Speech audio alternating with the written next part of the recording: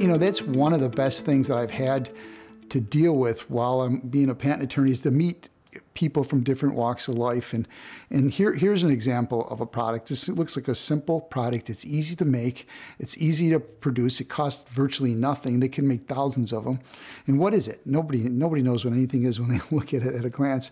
But actually, it is a suction cup made to hold a pill bottle. You can put a pill bottle in this and open it with one hand because of the suction cup and the way it works. And we wrote a design patent and a utility patent for this, and we got a patent for both of them. There's an interesting product right here.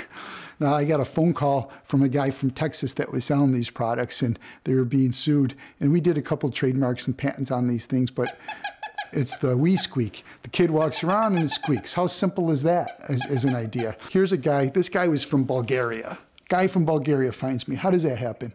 You know, I'm just a guy, you know, from New York, and he finds me, comes up with a way to manufacture a leather boot for firemen and for farmers that are totally waterproof, in a way of manufacturing it.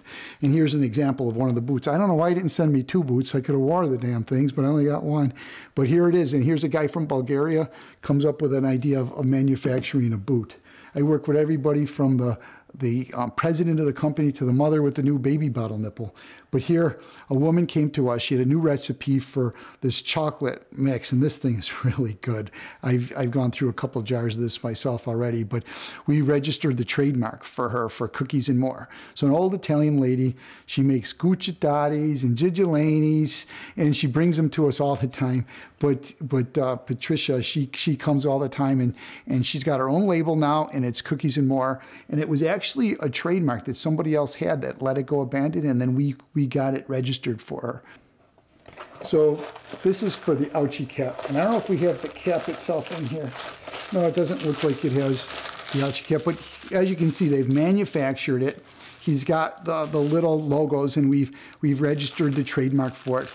But there's a cap, and if you look right on it, you give your kid the cap, and there's all little pockets in the cap. And if he's got a little bump on his head, no matter where it is, there's different pockets all over the top of the head.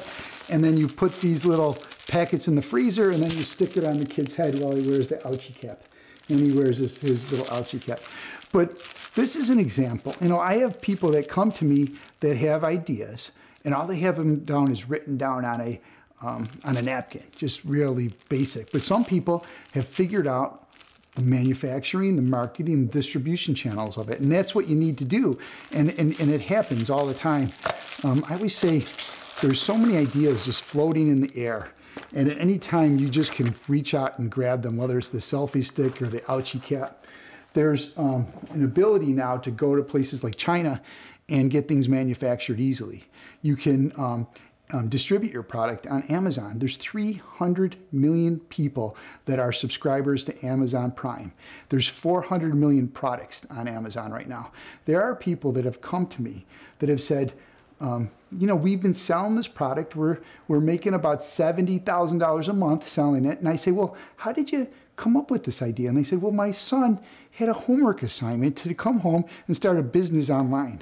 Well, they fired the son, and now they're running the business.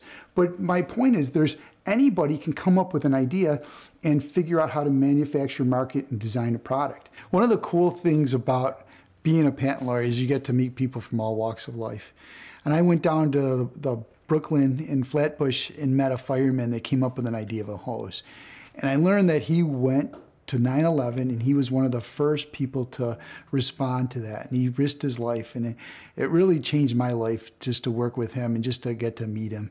He came up with an idea to put a handle on a hose so that firemen wouldn't get heart attacks by hanging onto a hose when they're fighting a fire. And he came up with this invention, and it kind of morphed from something very simple into something more specific, something like this. Then we actually filed patent applications for it, and it's one of the things that really changed my life.